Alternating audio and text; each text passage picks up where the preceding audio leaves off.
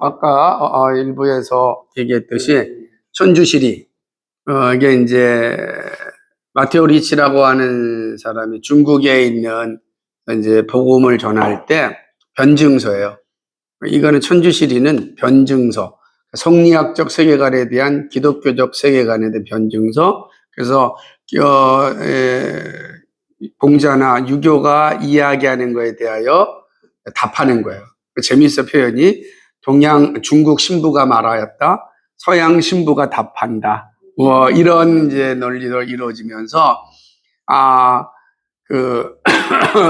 유교적 성리학적 세계관, 유교적 세계관이 가지고 있는 모든 질문에 대하여서 기독교적으로 답변을 하는 책입니다. 이거 엄청난 거죠.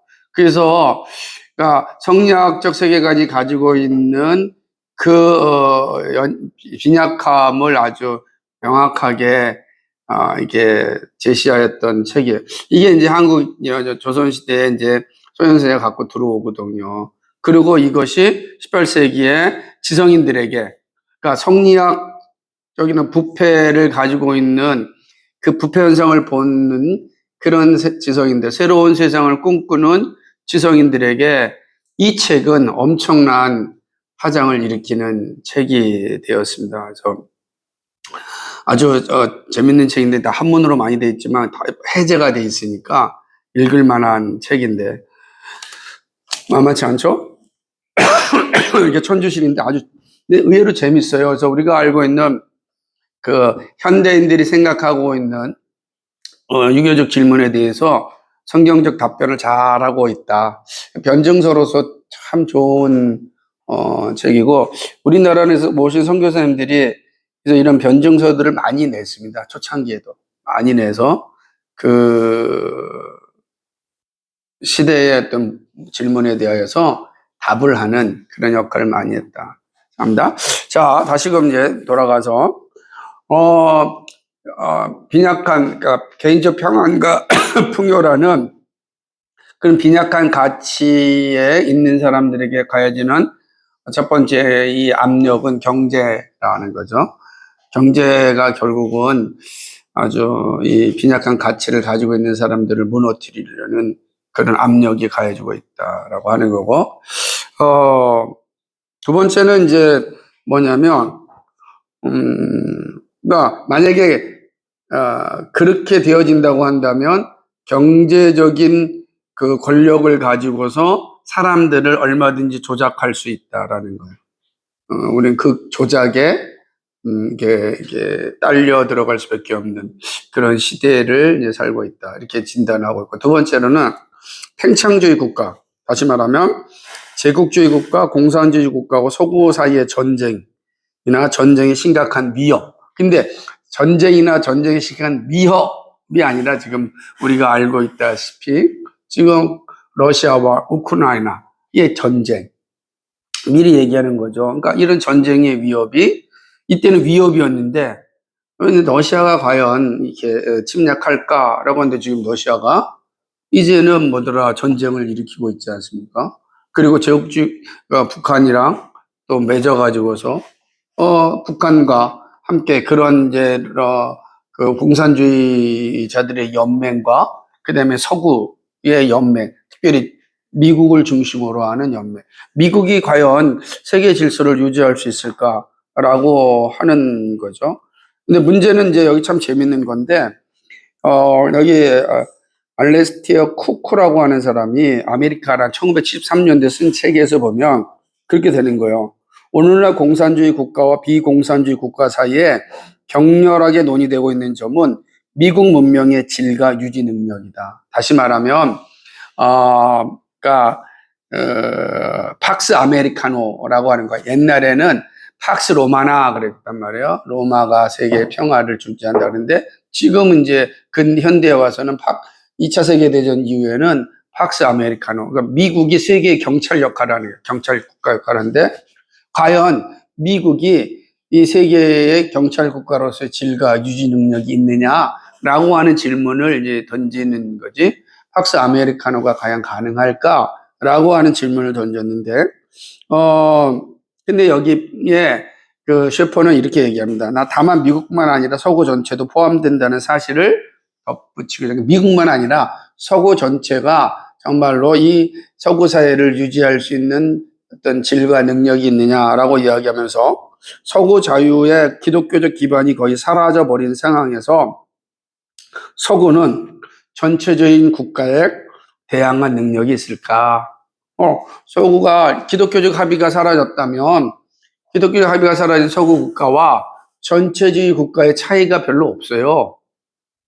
그렇게 되면 과연 서구 국가가 이 전체주의적 국가, 다시 말하면 공산주의 국가를 대항할 수 있는 능력이 있느냐라고 하는 걸 이제 지적하게 되는 거죠. 그러니까 뿐만 아니라 예를 들면은 군사적으로는 또 이런 어떤 서구와 동구의 이 심각한 문제들, 다시 말하면 러시아를 중심으로 하는 이 세력, 그다음에 중국과 북한이라고 하는 거대한 공산주의 카르텔에 대항하는 서구의 어떤 세력들의 이 다툼을 과연 이게 과연 이게 평화롭게 유지될 수 있을까라고 압력이 가해지고 있는 거죠. 자, 이게 잘 들어요. 전쟁의 압력이 가해지고 있다라고 하는 거죠. 뿐만 아니라 지금 막 혼돈의 시기인데 이 셰퍼가 이 책을 쓸 때만 해도 남부 유럽은 점점점 이 사회주의 정권이 사실은 이제 지배를 하게 돼요. 정치적으로 좌파 정권이라 그러지. 그러니까 사회주의 정권이 거의 이제 남부 유럽은 다 정치적 지배를 하게 됩니다. 지금도 대부분 이 싸움이 왔다 갔다 하는 거죠. 사회주의 정권과 그 다음에 이제 보수주의 정권이 왔다 갔다 하는데 놀랍게 최근에는 다시 이제 보수주의 정권이 다시금 이제 잡고 있는 거예요. 그러니까 이 2024년이라고 하는 이 시점에서 보게 되면 셰퍼의 관점은 이제 이런 변화가 일어난 거죠.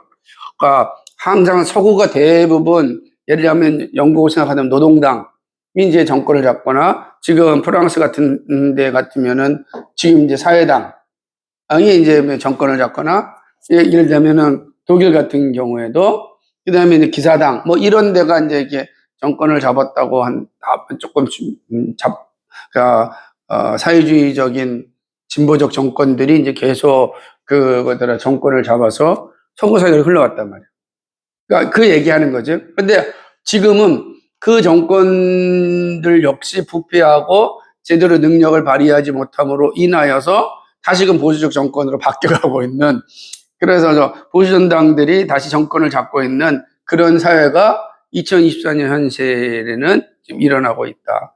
제가 지금 유럽의 정치 지형론을 지금 모르니까, 근데 이제 그런 모습이 있다. 또 하나는 뭐냐면 이때 당시에는 남북에 이제 그 이탈리아 같은 경우도 그런 이제 처음에는 이제 사회주의 정권이 엄청나게 강한 영향을 미쳤는데 공산주의 노선들이 이제 남부 유럽은 지배를 했죠. 대표적으로 이제 안토니오 그람시 같은 젊은 그 사람들 이제 네오 마르크시즘이라고 하거든.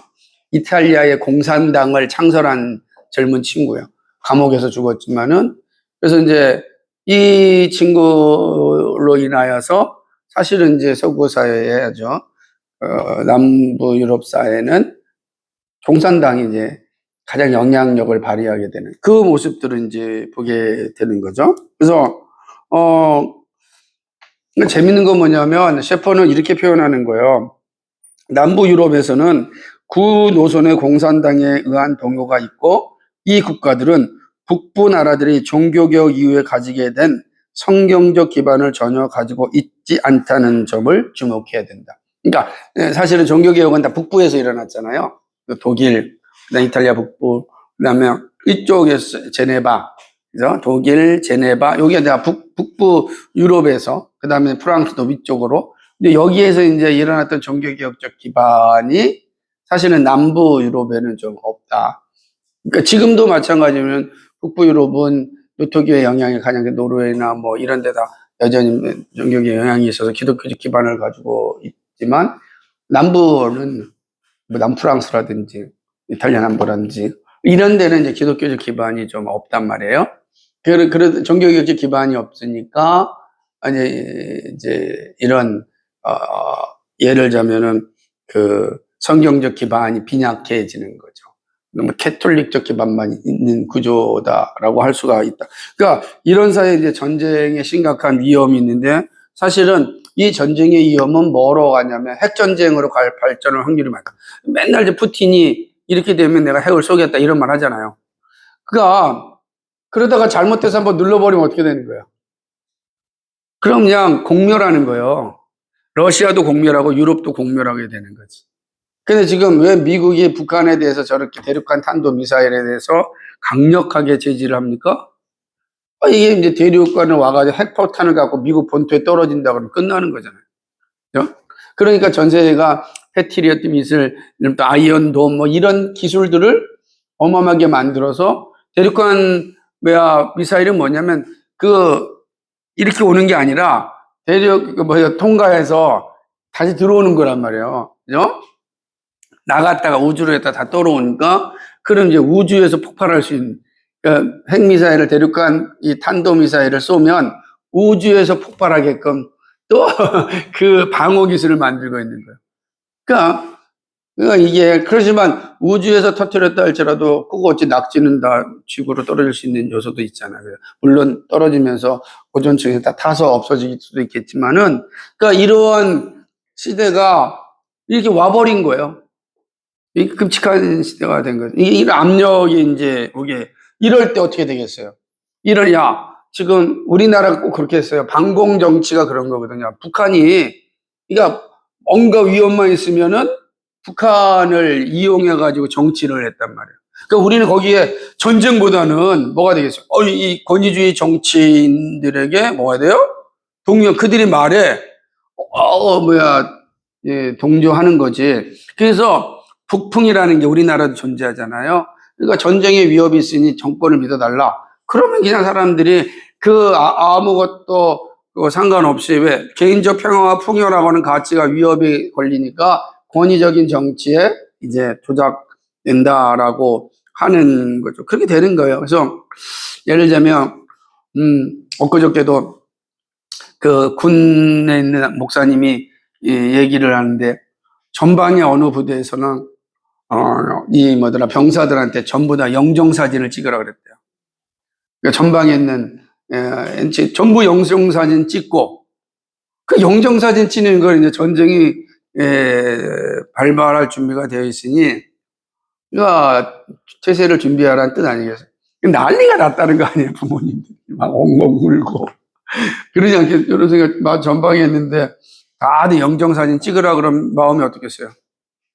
그죠? 그러니까 그럼 왜 갑자기 이 시점에 이렇게 영정사진을 찍으라 했을까? 이제 우리가 생각을 할 수 있는. 지금 북한이 지금 우리나라에 전쟁을 하려고 하는가? 뭐냐면 지금 우리나라는 삐라 보내고 저쪽에서 오물 보내고 하고 있잖아 지금. 공중에서 삐라와 오물이 막 오고 가고 있다고. 그때 우리 동네에서. 근데 여기에서 혹시라도 한 번 오판이 생기면 어떻게 되겠어요? 그러니까 걔네들이 보낸 오물 안에 폭탄이 안에 들어있다든지 우리가 보낸 삐라 안에 살상이 어떤 것이 들어있다고 한다면 바로 국지전이 일어나는 거지. 전쟁이 일어나는 거지. 그렇게 되는 상황이 이제 오는 거지. 그러니까 이런 아주 그런데도 불구하고 지금 양 진영은 더 아주 대립적이잖아. 그죠? 서로 전쟁을 부추기는 행동들을 하고 있다. 그럼 여러분 어떻게 해요? 그럴 때 여러분의 마음은 어떻게 되겠어요? 이때 4분 5열 되면 되겠어요? 아니면 단일 대오를 형성해야 되겠어요? 그렇죠. 단일 대오를 형성해야죠. 지금 전쟁이 일어난다고 하는데 그럼 그 전쟁을 단일 대오를 형성한다면 어떻게 돼요? 정부를 무조건 믿어야 하잖아. 그죠? 정부를 무조건 믿어야 되는 상황이 온다. 그러니까 자칫 잘못하면 이게 지금 푸틴이 그렇게 하는 거잖아요. 푸틴이 내부적인 문제가 많으니까 전쟁을 통하여서 자신의 정권을 유지해서 완전히 황제잖아, 황제. 똑같은 거예요. 김정은이 뭐 하는 거예요? 자기의 정권을 경제적으로 어렵지, 사회적으로 어려우니까 뭐예요?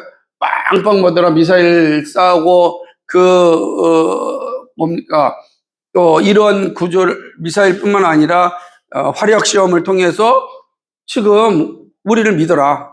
우리가 너희를 지켜준다. 라고 하고 있는 거잖아요. 그래서 정권을 유지하는 거예요.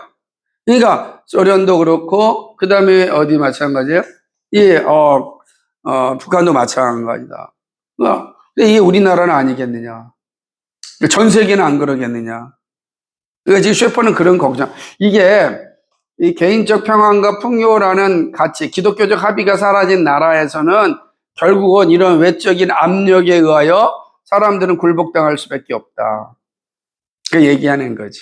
그러니까 우리도 알게 모르게 그 압력에 굴복당하고 있다라고 보는 거지. 그래서 여러분 예를 들면 네빌 슈트라고 하는 사람 해변에서라고 하는 이 소설에서 핵폭발 이후에 이 지구를 다시 묘사하는 그러한 소설을 썼는데 이 소설을 기점으로 해서 우리가 보는 대부분의 영화들이 그런 거예요. 그 영화들. 핵폭발 이후에 지구 엄청나잖아요. 대표적으로 처음 나온 게 뭐예요? 핵폭발 이후에 지구를 만든 유명한 영화. 우리가 알고 있는 것처럼. 예? 그거는 확실히 이제 우리가 나이 차이가 있는 거예요. 터미네이터가 이제 핵폭발 이후에 지구의 상황을 형성했던 그런, 얼마 끔찍한 세상이에요? 그 이후에는 이러한, 아류의 영화들이 무지무지 나타나지. 사실은 그거 전에 나타난 게 뭐냐면은, 그거 뭐죠, 이제, 인디아나 존스에서, 그 주인공이 누구죠? 인디아나 존스의 주인공? 해리슨 포드가 처음 만들었던 영화가 있습니다. 너는, 메이드 러너는 이제 나중에 얘기고, 그러니까 그런 영화들이 일종의 이제 다 핵폭발 이후에, 그 영화가 되게 중요합니다. 그 영화는 시대를 정말 조명하는 그런 영화예요. 해리슨 포드 영화 한번 찾아보세요. 아니, 무슨 해리슨 포드 초창기 옛날 겁니다. 네? 여기다. 여기 내려오세요. 여기입니다. 블레이드 러너. 블레이드 러너가, 이게 이제, 이거는 새로 한 거고요. 재판이고, 원래판, 원판이 있습니다. 그래서, 그러니까 19년이고, 이거는 이제 2019년에 새로 만든 거고, 블레이드 러너의 원판이 늙었잖아요. 여기는 아주 젊은 시절에 블레이드 러너는 이런 되게 중요한 그 시대의 모습을 잘 표현하고 있는 영화. 그러니까 이게 이제 핵폭발. 그럼 여러분 핵폭발된 세상을 볼 때는 두 가지가 있겠죠. 핵은 핵으로, 저항해야 된다. 그래서 핵전쟁에 대해서 위험한 핵전쟁을 막는 두 가지 안이 있는데 하나는 뭐냐면 핵 감축. 우리가 핵 감축하자. 이러다 보면 공멸한다. 핵 감축. 하는 게 그래서 옛날에 미국의 대통령이었던, 클린턴 있을 때 핵 감축. 소련과 우리가 핵 감축을 하자라고 하는 것. 왜냐하면 소련과 미국이 가장 많은 핵을 가지고 있으니까 그때는 이제 중국이 아직 뜨지 않은 나라였으니까. 그런데 핵 감축으로는 안 된다. 그래서 두 번째 나오는 게 뭐냐면 핵 평화론. 서로가 핵을 많이 가지고 있으면 서로 전쟁을 안 한다. 그게 이제 북한의 김정은도 가지고 있는 거지. 우리가 핵을 가지고 있으면 우리 못 건드린다. 근데 이게 핵평화론이에요. 핵평화론. 그래서 서로가 핵을 가지고 있자. 그러니까 그런데 이제 뭐가 되는 거예요? 그러니 이제 이 경찰 국가인 미국의 입장에서는 너도 나도 다 핵을 갖고 있으면 어떤 일이 일어날지 모르잖아요. 그러면 미국의 역할도 약해지잖아요. 그래서 이제는 그 원자력 협회를 만들어 가지고서 핵폭탄을 만들지 못하게 하는 거죠. 조합에 가입하게 하는 거죠. 나프타에. 그래서 거기에 따르지 않냐면은 경제적 제재. 완전히 나라를 압력을 가해가지고 똑같은 거예요. 정치적 압력을 통해서 핵을 못 만들게 하고 핵 만드는 나라 몇 명 안 되잖아요. 몇 개 안 되잖아요. 나프타가 만들기 전에 만들었던 나라 인도라든지 무슨 이런 파키스탄 원래는 파키스탄 과학자가 아마 핵폭탄을 만들 수 있는 그런 과학자였고 그런데 그러니까 이제 이런 거를 이제 만들어서 현생을 유지하고 있는 거다. 그럼 결국에도 정부의 영향이 크잖아요. 그죠? 정치적인 조작이 가능해질 수 있다라고 하는 거예요. 세 번째는 뭐 어떤 압력이냐면 폭력입니다. 폭력.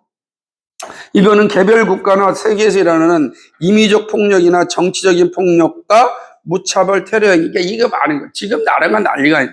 우리 식으로 무차별 테러, 정치적 테러. 우리도 좀 정치적 테러가 일어나잖아. 지금 서구에서 아프리카 같은 데는 정치적 테러가 끔찍하죠. 거의 그냥 대통령이 되면 죽어야 돼. 테러를 당하는 이런. 그러니까 누가 지도자가 되든지 간에 자기의 생명을 보존하기 위해서 철통 같은 이 방어목을 치고 반대 세력들은 그냥 반드시 축성하게 되고 이거 아주 씨를 말리는 숙청이 일어나니 씨가 말려집니까?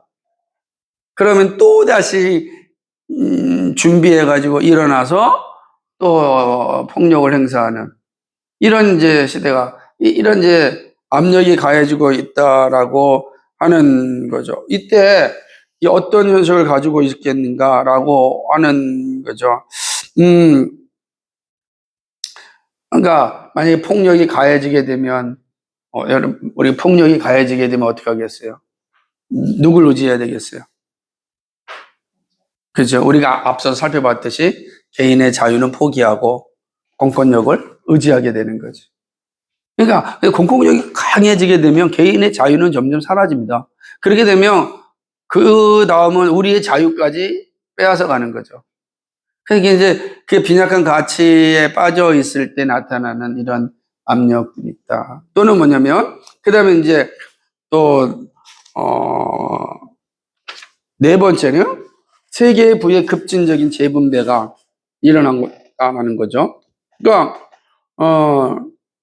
예를 들자면 이제 뭐 기존에 막 그 번영하였던 국가가 쇠락하고 새로운 국가가 떠오르는 거예요. 한때는 영국은 해가 지지 않는 나라라 그러지만 지금은 이제 영국의 그 영향력이라는 게 많이 떨어지고 유럽에서는 독일의 영향력이 커지고 옛날에는 중국은 아무것도 아니었지만 지금 원래 세계 뭐 2, 3대 국가는 일본이었는데 일본도 좀 뒤로 떨어지고 지금은 뭐예요?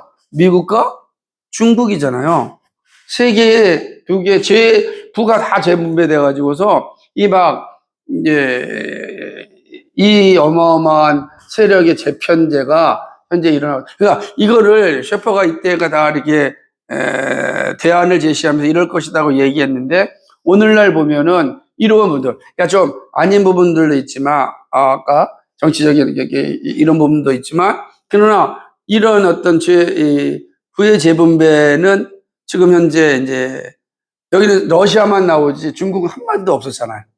이 책에는 러시아만, 뒤에도 러시아만 나와요. 그런데 지금 러시아 이야기보다는 중국이 더 많이 드러나는 시대 아닙니까? 그러니까 이런 부가 일어나게 되고 그럴 때마다 우리에게 개인적 풍요만을 제시해 줄 때 어떻게 됩니까? 중국은 시진핑을 시황제라 그러잖아요. 왜? 경제적으로 부를 높여줄 때는 얼마든지 오케이 하는 거예요. 미국이라고 별거 아닙니까? 미국도 경제적으로 부강하게 하면 그가 누가 됐든지 도덕적인 문제가 있든지 아무 상관없이 대통령을 뽑고자 하는 거지. 그러니까 권위적인 어떤 이 정치에 다 함몰되어지는 거예요. 그러니까 우리에게 개인적인 평안과 부만 올려주면 그가 누가 되든 상관없는. 그러니까 우리나라도 항상 대통령 뽑을 때 뭘 강조합니까? 경제 대통령. 늘 얘기냐? 경제 대통령. 그래서 이명박 대통령이 경제 대통령으로 당선이 됐단 말이에요.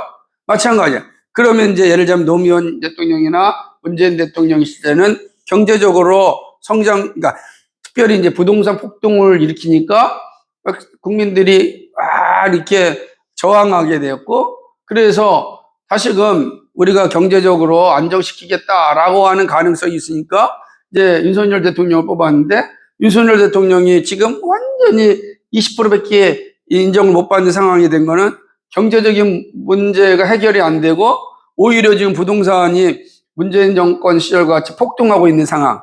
그러니까 더 이상 이제 이 정부에 대해서도 또 많은 사람들이 반대표를 주는 거예요. 그러면 예를 들자면 누가 됐든지 간에 경제적인 문제만 해결한다면 우리는 그를 훌륭한 대통령을 삼겠다. 대표적인 사람이 누구겠어요?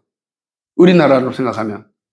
박정희 대통령이죠. 박정희 대통령은 그렇게 되는 거예요. 왜냐하면 그가 5.16 혁명을, 쿠데타를 통해서 정권을 잡고 군사 정권을 가졌다 할지라도 경제적 발전을 일으켰잖아요.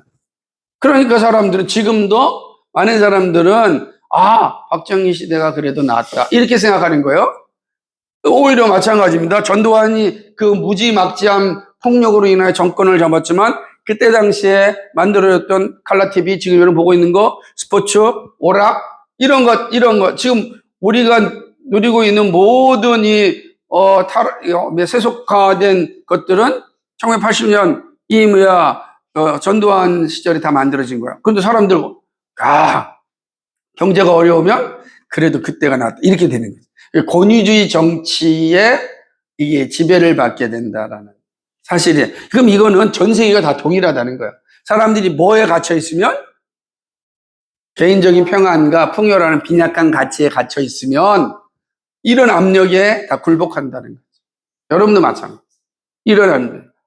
신앙도 마찬가지입니다. 신앙도 개인적 평안과 풍요라는 가치에 갇혀 있으면 교회가 나에게 뭘 해줘야 돼요? 예수님이, 하나님이 나에게 부와 평안을 줘야 되는 거예요. 그러니까 다 기도의 목적이 다 거기에 들어가는 거죠. 그렇죠? 여러분 생각을 하셔야 돼요. 여러분 직장을 통해서 내가 무엇을 할 것인가? 항상 생각을 해야 돼요. 그러지 않으면 그냥 개인적인 평안과 풍요만을 추구하는 빈약한 가치에 살고 그러다 보면 외부적인 압력에 다 굴복당한다고. 이걸 얘기하는 거예요? 되게 중요하죠. 그리고 이건 이제 정확하게 본 건데 마지막이 뭐냐면 세계의 식량과 다른 자원에 계속되는 부족. 이거는 명확한 건데 이게 기후위기죠. 그러니까 셰퍼는 이거를 기후위기는 못 봤어요. 이때 당시는 왜 이렇게 자원이 계속되는 부족이 일어나느냐라는 문제에 있어서 셰퍼가 이야기를 하긴 하였지만은 문제는 뭐냐면 이것이 어떻게 이루어질 것인지에 대해서는 참 어려운 거죠. 그러니까 식량 부족의 증가가 분명히 일어날 건데 이게 어떻게 될 것인가?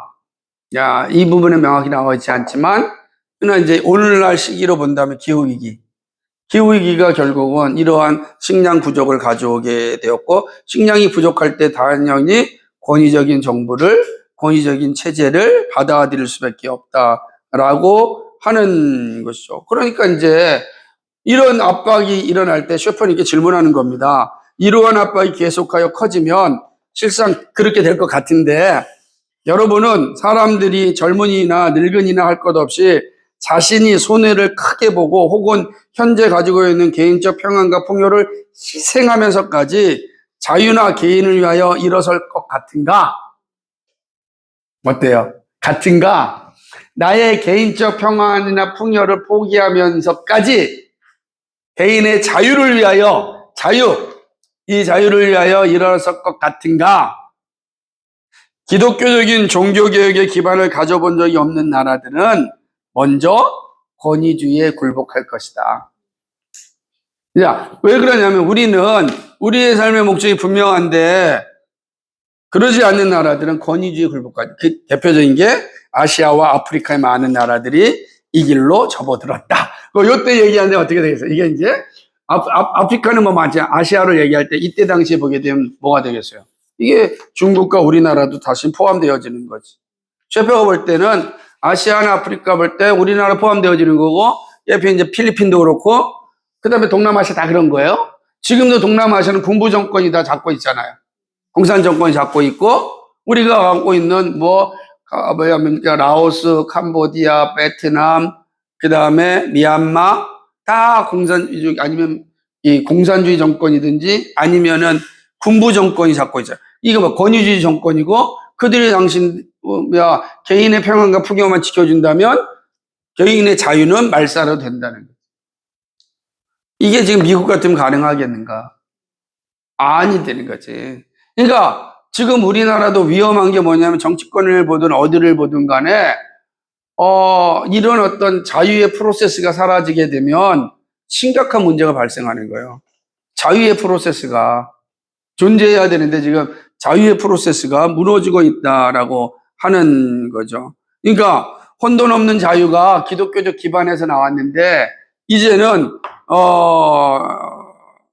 그 혼돈 없는 자유가 이제 그 뿌리가 사라지고 났을 때 과연 우리는 혼돈 없는 자유를 살 수 있을까?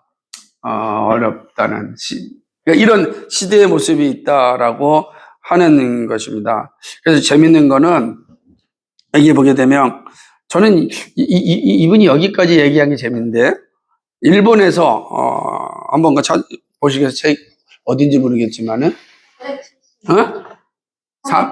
376조 거기 한번 같이 읽어봅시다. 일본에서 시작. 일본에서 가장 큰 종합적 학문 연구기관이 노무로 연구소의 연구소장인 지로 토쿠야마는 뉴스위키에 이렇게 썼다.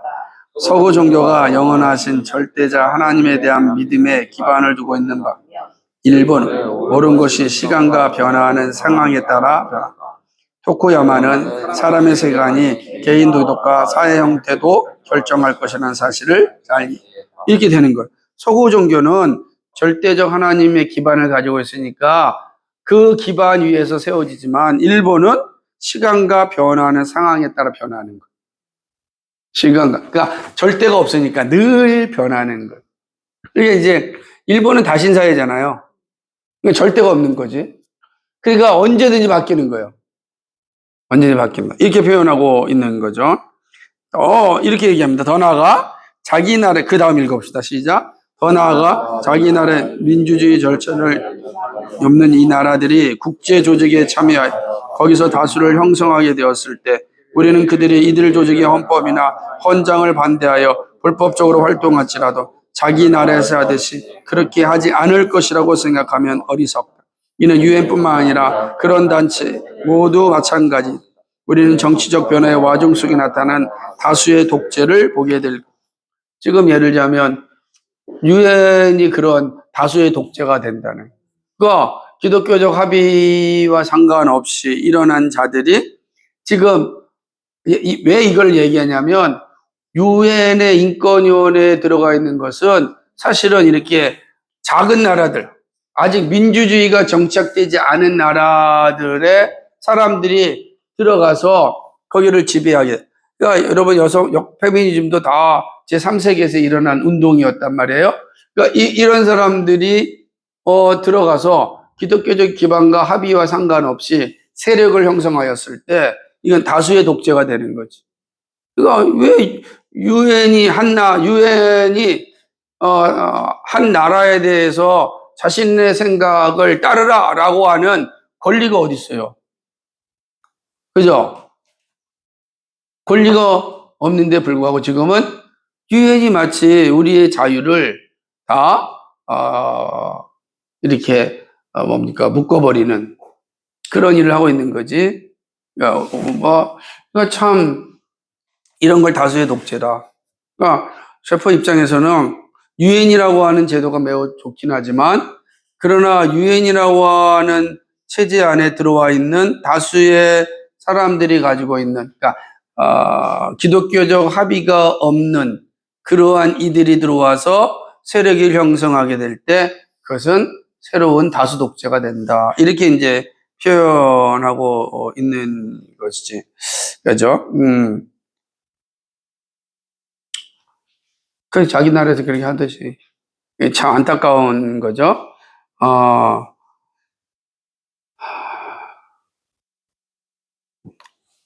몇 분이 됐습니까? 5분. 네. 그럼 요 부분만 더 보도록 하겠습니다. 자, 우리는 이제 개인의 자유는 종교개혁주의적 배경을 가지고 있는 나라에서도 마술을 부리지 못한다고 말해야 한다. 기독교 기반에 대한 기억이 점차 흐릿해지면 자유는 이들 나라에서도 붕괴될 것이다. 세계는 기초가 되는 뿌리에서 떨어져서는 쉽사리 진행되지 못할 것이다. 그리고 그 흐름은 어떤 정당이 정권을 잡을지라도 마찬가지다. 원리들이 사라지면 모든 희생을 감수하는 편의만 남는다. 그 자체로 이해가 되겠죠? 기독교적 기반이 있던 나라의 지도자들 대부분 이제 현대인이다. 다행히도 괄목할 만한 예외가 있지만 그들은 예외에 불과하다. 자율적으로 되고자 하는, 다시 말하면 하나님과 하나님이 성경에서 가르치는 것, 그리고 그리스도 안에 있는 하나님의 계시로부터 독립하려는 그런 시도는 대학 교수나 보통 사람들뿐만 아니라 정치 지도자의 영향을 미친다. 이들 지도자들 대부분은 고정된 기준과 절대 대신에 종합의 관점을 생각하며 이 사실은 국내나 외국 문제 모두에서 정치 행위로 나타난다. 종합이 되는 거예요.